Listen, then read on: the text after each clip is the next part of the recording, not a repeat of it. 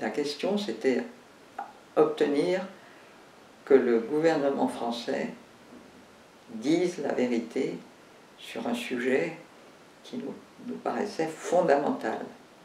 Parce que naturellement, c'était Maurice Audin que l'on voulait défendre, et on avait naturellement grand peur que ce soit trop tard, mais c'était aussi toute la guerre d'Algérie qui était mise en cause à travers son cas.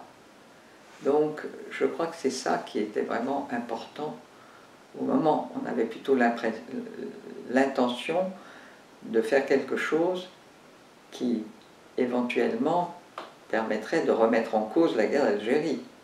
Et notamment la torture. Et notamment la torture, absolument. Ça, c'était l'essentiel. Et je pense qu'on n'a jamais cessé de considérer que c'était l'essentiel.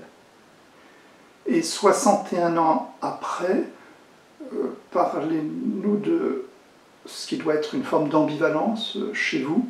C'est enfin reconnu par l'actuel président Macron, qui a rendu cette visite.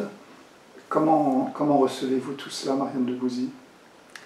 Je trouve que c'est un signe que le président Macron est extrêmement malin, parce qu'il fait une chose qui sans doute, il fait une action qui sans doute déplaît à des Français de droite ou qui ont été dans la guerre d'Algérie du côté français, mais d'un autre côté, il ne prend pas beaucoup de risques parce que la guerre d'Algérie, c'est loin, et que par conséquent, ça ne va pas provoquer de réaction violente, ou en tout cas qui puisse avoir une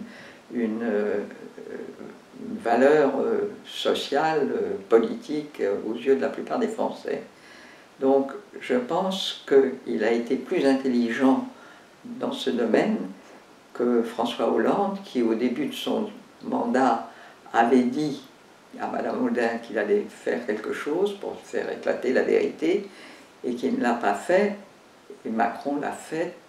Donc je lui reconnais en tout cas cette intelligence-là, même si je pense que c'est plus de quelque chose